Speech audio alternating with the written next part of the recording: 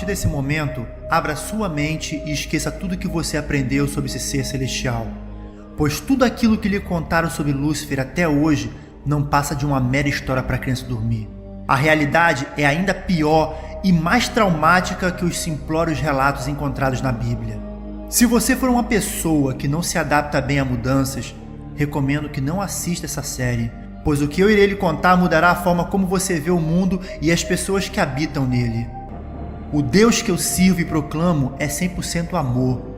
Ele não quer que você tenha medo dele, ele quer somente que você tenha fé nele. Fé essa que o próprio Lúcifer não tinha, e foi por isso que ele se rebelou. Lembra? Eu te avisei para esquecer tudo que você aprendeu até hoje. Lúcifer não queria o trono de Deus.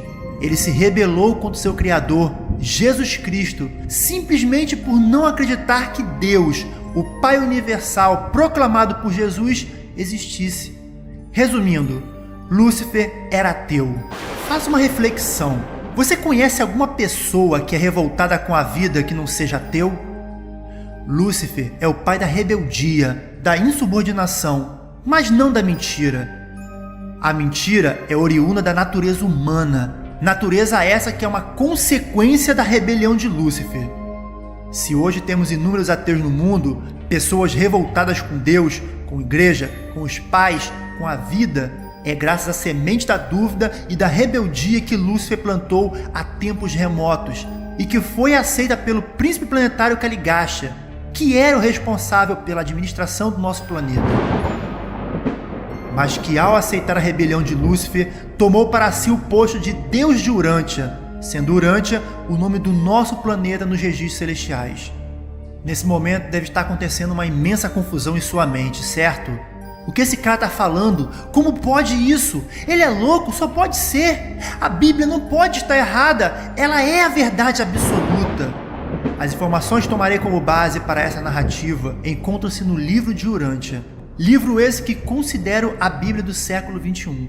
O meu canal é todo em prol da propagação dessa revelação enviada por Jesus para nos tirar das trevas espirituais que estamos vivendo há milênios. Ainda há tempo de desistir e continuar dentro da sua caixinha de faz de conta, porque eu estou só na introdução. Feche esse vídeo agora e volte para sua vida normal, pois se você continuar daqui em diante, é por sua conta e risco.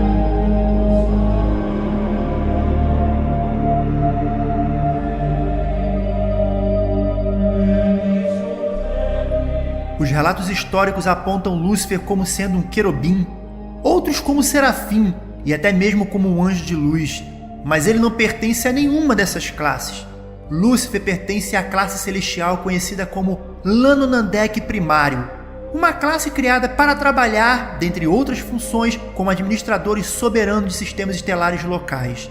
A classe Lanonandek é uma categoria próxima à classe dos Melquisedeques. Lúcifer era um brilhante filho Lanonandek primário de Nébadon. Possuía experiência de serviço em muitos sistemas estelares, havia sido um alto conselheiro do seu grupo e se destacava pela sua sabedoria, sagacidade e eficiência. Ele não foi o primeiro a ser criado nem por Cristo Micael, muito menos pelo Pai Universal. A confusão que criaram em torno da criação de Lúcifer se dá por uma má interpretação de revelações passadas aos nobres e sinceros profetas de outrora. O primeiro ser criado por Cristo Micael, em conjunto com a ministra divina, a sua consorte, foi o brilhante estrela matutino, que conhecemos como Gabriel. Ele sim é o braço direito de Jesus nos reinos celestiais, e ao contrário do que a lenda conta, Gabriel não é arcanjo. Ele é um brilhante estrela matutino. E sim, os adjetivos atribuídos a Lúcifer como estrela d'alva, estrela da manhã, faz parte da confusão que os nobres profetas fizeram com relação à informação que receberam. Brilhante estrela matutino não é um adjetivo, mas sim uma classe celestial que pertence a Gabriel, e em cada universo criado só há um ser dessa ordem. Lúcifer foi o 37º Lanonandek criado no universo de Nébadon, sendo esse o nome do universo criado por Micael de Nébadon, e que, quando indicado pelos Melquisedeques, foi distinguido como uma das 100 personalidades mais capazes e brilhantes entre os mais de 700 mil da sua espécie. Vindo de um começo tão magnífico, por meio do mal e do erro abraçou o pecado, e agora está numerado como um dos 3 soberanos de sistema em Nébadon que sucumbiram ao impulso do ego e renderam-se aos sofismos de uma liberdade pessoal espúria. Mais um erro que os humanos cometem por influência das lendas é de atribuir o termo diabo a Lúcifer. Quase não há registros sobre a presença dele em nosso planeta, pois ele havia indicado Satã, o seu braço direito e assistente pessoal, para advogar e propagar a sua causa rebelde aqui em Urântia. O termo diabo é melhor usado quando se refere a Caligasta, o príncipe planetário deposto do nosso planeta, e que pertencia à classe dos Lanonandeques secundários, e é este mesmo príncipe destronado e desacreditado que certa vez foi chamado de Deus de Urântia. Mas isso é uma história para outro vídeo.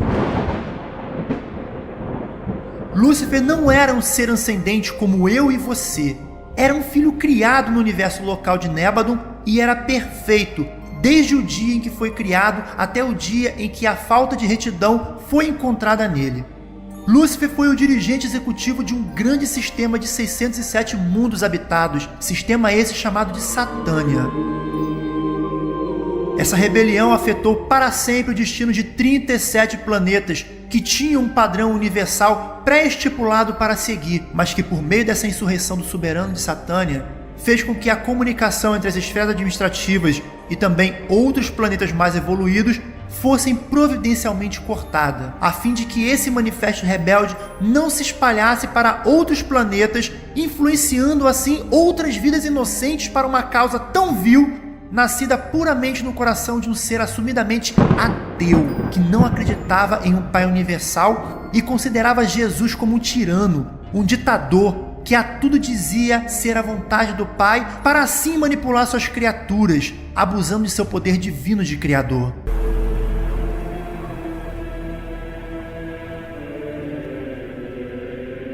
É muito difícil apontar as causas que deram origem à rebelião de Lúcifer. Mas uma coisa é certa, seja lá o motivo que tenha sido, nasceu na mente dele e de mais ninguém. Um orgulho do ego fez com que ele se iludisse de tal modo a ponto de acreditar que a sua forma pessoal de administrar o sistema ao qual ele era responsável seria a melhor forma para o sistema e até para o universo de Nébadon inteiro. Em algum momento de sua vida, ele deixou de ser sincero e o mal que havia em sua mente evoluiu em pecado, deliberado e voluntário. A ele foi oferecida a oportunidade de arrependimento, mas você acha que ele aceitou esse ato de misericórdia? Os juízes de Edentia apresentaram pessoalmente o plano de Jesus Micael para a salvação desses rebeldes flagrantes. No entanto, a misericórdia do Filho Criador sempre foi rejeitada e rejeitada com requinte de desprezo. Afinal, aqueles que aderiram à rebelião tinham a convicção de que os planos administrativos de Lúcifer estavam certos. E os de Jesus, que era originado diretamente do Pai Universal, estavam errados. Estrategicamente e sorrateiramente, Lúcifer emitiu seu manifesto rebelde durante um dos eventos mais aguardados de Satânia, o conclave anual realizado no Mar de Cristal. Momento este que todas as hostes celestiais estavam presentes. Isso aconteceu há cerca de 200.000 anos atrás.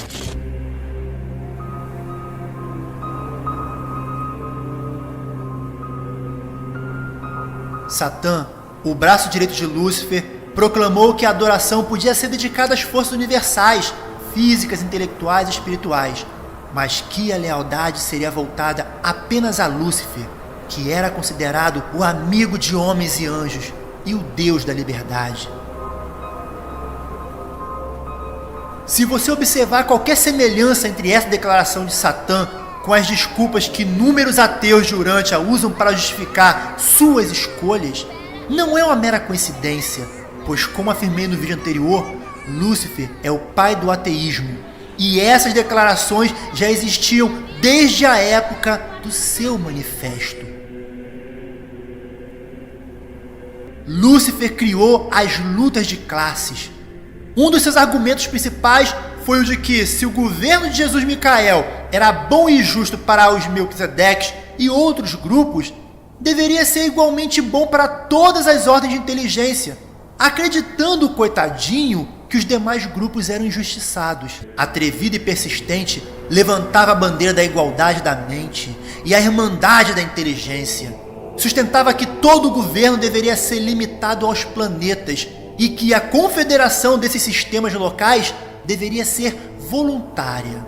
Rejeitava qualquer outra supervisão e prometeu aos príncipes planetários que, caso aceitassem o seu manifesto, esses receberiam o título de Deus do planeta ao qual administravam. Começou a estabelecer a sua própria Assembleia Legislativa e organizou seus próprios tribunais.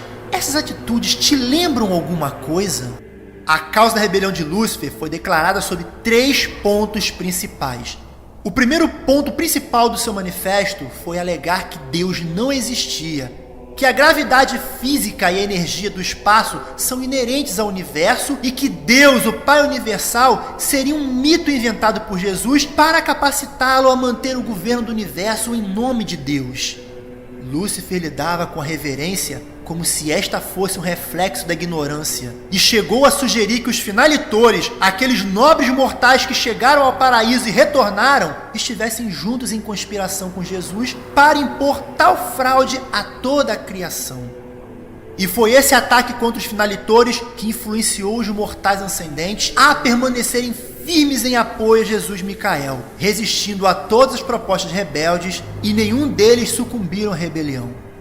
O segundo ponto principal foi a ideia de que os sistemas locais deveriam ser autônomos. Protestava contra o direito do Filho Criador de assumir a soberania do universo em nome de um Pai do Paraíso hipotético. Afirmava que todo o plano de adoração seria um esquema sagaz para o engrandecimento dos filhos do paraíso. E ele estava disposto a reconhecer Jesus Micael como seu Criador, mas não como seu Deus, muito menos como seu governante por direito.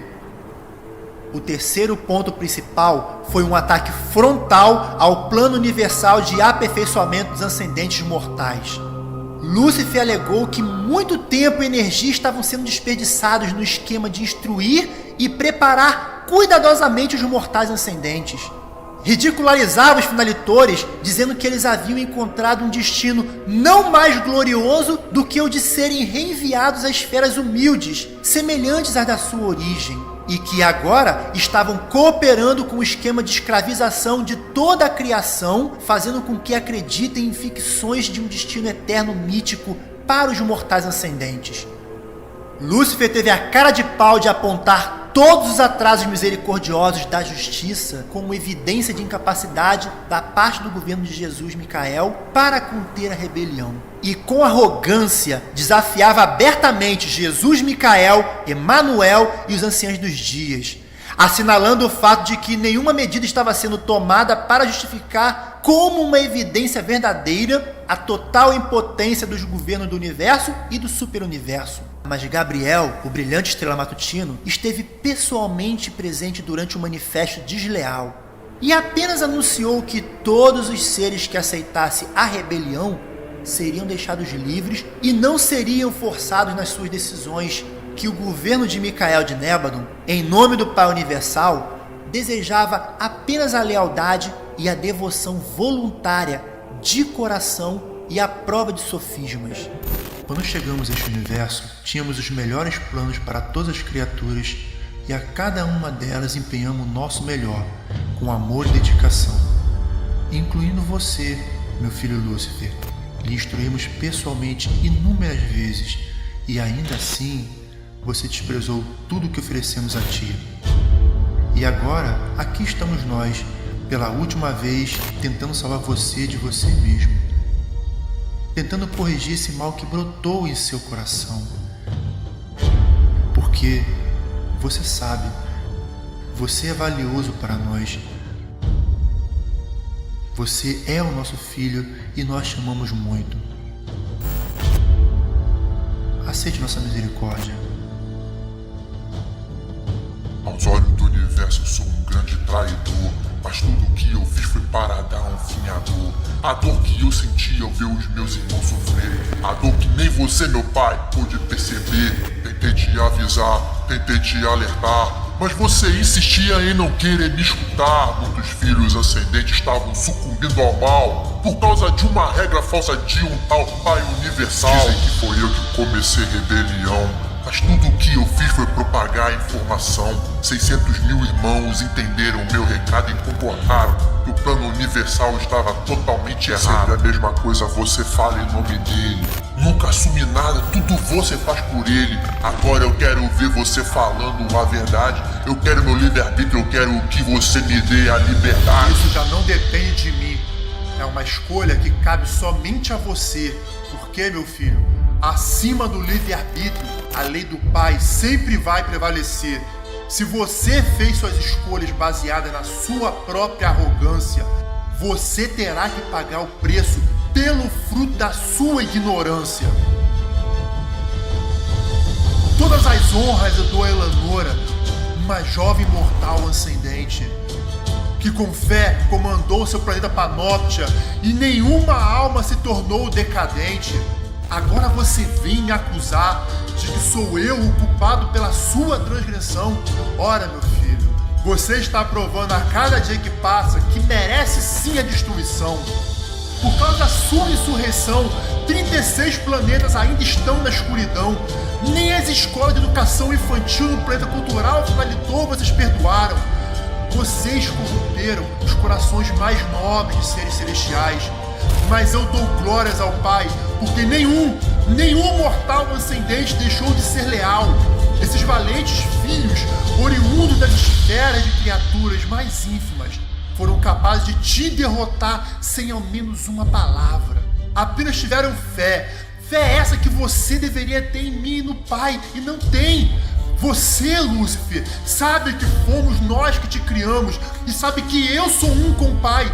E mesmo depois de contemplar todo o esplendor do Pai do Paraíso, não uma ou duas vezes, mas inúmeras vezes, você leva milhares de vidas a uma dúvida sem fundamentos e leva inclusive a sua própria vida a uma desgraça completa. Você acabou com a sua vida e acabou com um pedaço da nossa também, meu filho. Agora lhe deixo nas mãos dos anciãos dos dias e rogo para que a misericórdia do Pai lhe alcance e que você a aceite. Do contrário, veremos a estrela d'alva se apagar para sempre. Adeus, meu filho. Nós te amamos. Muito me dói ter que relatar esses fatos constantes nos anais da eternidade como a rebelião do planeta da cruz. Mas a minha experiência pessoal, combatendo meus irmãos em rebeldia, mesmo que me machuque, deve ser transmitida para todas as gerações vindouras de Urântia, a fim de inspirar ainda mais a confiança nos planos do Pai Universal para as nossas vidas rumo à eternidade. Há cerca de 500 mil anos, eu, Van, chegava aqui em Urântia, acompanhando o magnífico Caligasta, que foi designado para ser o príncipe planetário dessa esfera. O não menos brilhante Daligasta, o seu adjunto, uma hoste de outros seres celestiais e também de outros 99 irmãos que juntos formávamos o corpo de assessores corpóreos de Caligasta. Ah, Caligasta, o seu destino como filho Namnandek e príncipe planetário seria exemplar. Um inspirador filho Namnandek e exemplar administrador dos assuntos do universo local Satânia. Antes do reinado de Lúcifer, Caligasta havia pertencido ao Comitê dos Portadores da Vida, conselheiros em Jerusalém. Lúcifer o promoveu, elevando-o a um posto no seu corpo de assessores pessoais, ao qual se desempenhou satisfatoriamente em compromisso de grande honra e confiança. Mas em seu coração havia um desejo ardente em se tornar um governante planetário. Toda vez que seu pedido era submetido à aprovação nos conselhos das constelações, ele era negado pelos pais da constelação. Parecia que os conselheiros já sentiam nele algo diferente. Porém, a determinação de Caligasta em se tornar um príncipe planetário era grande, e depois de muita, mas muita insistência, finalmente o seu pedido e ardente desejo foi concedido. e ele foi enviado para se tornar o governador de um mundo decimal, onde a modificação de vida era permitida.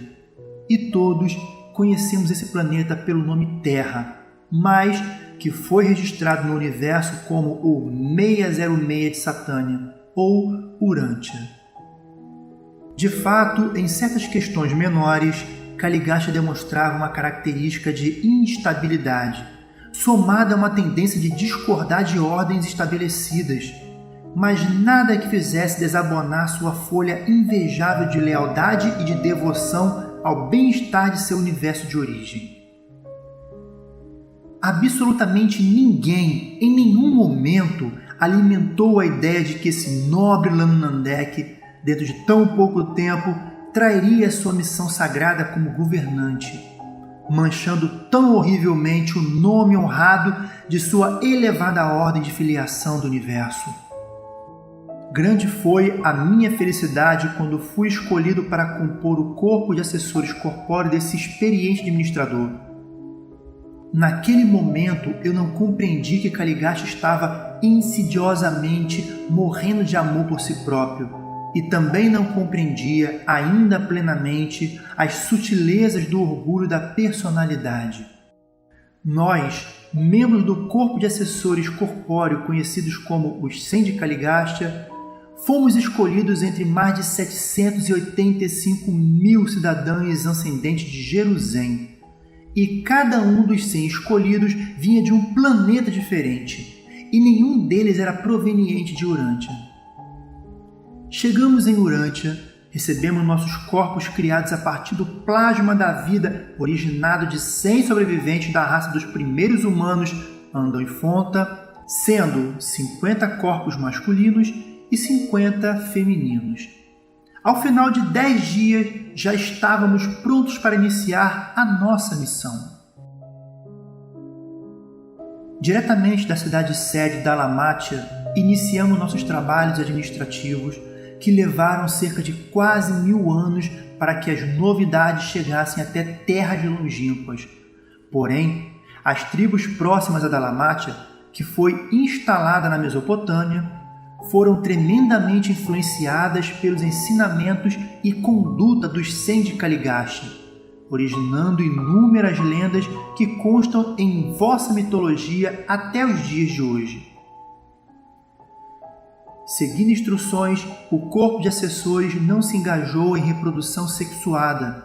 Porém, depois de 33 anos em Urântia, o número 2 e o número 7 do grupo de assessores acidentalmente descobriram um fenômeno que acompanhava o enlace dos seus eus moronciais.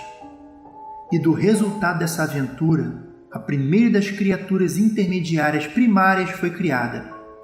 Essa criatura era visível para o corpo de assessores e seus companheiros celestiais, mas não para os humanos. Caligasta prontamente autorizou ao corpo de assessores a produção de seres similares, e então 50.000 criaturas intermediárias foram criadas. A nossa missão era simples. Por possuirmos corpos imortais e imperecíveis, por nos alimentarmos do fruto da árvore da vida, deveríamos administrar e orientar as tribos até que outro Filho de Deus chegasse, ou nossa liberação, para continuarmos a viagem até Avona e o paraíso. A nossa administração foi organizada em 10 conselhos, contendo 10 membros cada. Eu, Van, fiquei encarregado de dirigir o Conselho da Corte Suprema de Coordenação Tribal e de Cooperação Racial, que consistia em cuidar dos demais assuntos que não faziam parte dos outros conselhos. Meu nobre irmão Ap, dirigente do Conselho do Colegiado da Religião Revelada, presenteou as raças primitivas com uma lei moral que ficou conhecida como o Caminho do Pai, e consistia de 7 mandamentos, que perdurou por quase 300.000 anos. Foram eles: não temerás nem servirás a nenhum Deus, senão ao Pai de todos. Não desobedecerás ao Filho do Pai, o governante do mundo, nem faltarás com respeito aos seus assessores supra-humanos, não mentirás quando fores chamados perante os juízes do povo, não matarás nem homens, nem mulheres, nem crianças, não roubarás nem os bens, nem o gado do teu vizinho, não tocarás na mulher do teu amigo, e não faltarás com respeito aos teus pais e nem aos mais velhos da tribo. Caligacha, um líder ultra-individualista, tinha a tendência de tomar o partido de quase todos os protestos e tinha simpatia por aqueles que apresentavam crítica de forma obscura, que permaneciam subentendidas e que não haviam uma comprovação clara. Embora ligeiramente ofendido sobre o aconselhamento dos mais experientes e apesar de ficar impaciente sob a autoridade superior, no entanto, quando teve de ser feito um teste, ele sempre demonstrou lealdade aos governantes do universo e obediência aos mandados dos pais da constelação, até o momento da sua vergonhosa traição. Fato é que Urântia progrediu muito durante a sua carreira como governador até os tempos da rebelião de Lúcifer. Daí por diante, toda a história foi definitivamente modificada pela sua aceitação à rebelião, bem como a posterior falta de Adão e Eva ao descumprirem a sua missão planetária. Maldito foi aquele dia em que Satã, o assistente de Lúcifer, chegou a Urântia com o pretexto de fazer uma de suas visitas periódicas de inspeção, mas que na verdade veio transmitir a Caligacha uma declaração de liberdade, ao qual prontamente foi aceita quando do anúncio da rebelião. Pouco depois da visita de Satã, Caligacha informou seus planos ao seu adjunto Daligacha, que prontamente aderiu aos seus ideais nefastos, convocando logo em seguida uma reunião extraordinária com os 10 conselhos de Urântia. Essa reunião foi aberta com a declaração de que o príncipe Caligacha estava prestes a proclamar a si mesmo o soberano absoluto de Urântia, e exigia que todos os grupos administrativos abdicassem, colocando todas as suas funções e poderes nas mãos de Daligacha, enquanto se fazia a redistribuição posterior desses cargos administrativos. Diante daquele eminente ato de rebelião planetária, não me contive e levantei a minha voz, orientando os demais conselheiros a abster-se de toda a participação até que um apelo pudesse ser levado a Lúcifer, o soberano do sistema. E de pronto, todos os assessores apoiaram a minha solicitação. É verdade, nesse momento nem passava pela minha mente que o magnífico Lúcifer fosse o líder, o precursor de uma rebelião sistêmica. E quando a resposta chegou de Jerusalém, designando Caligacha como supremo soberano de Urântia, demandando obediência absoluta e inquestionável aos mandamentos dele, contive as minhas lágrimas que já decorriam sobre a minha face, levantei-me e, com todas as minhas forças, discursei por 7 horas, onde formalmente acusei Caligacha, Daligacha e Lúcifer por desacato à soberania do universo de Nébadon, e apelei para o apoio e a confirmação dos Altíssimos de Edentia. Desse fatídico dia em diante, ficamos isolados. Os circuitos do sistema foram cortados e todos os grupos de vida celeste no planeta foram privados de todo o conselho e aviso externo.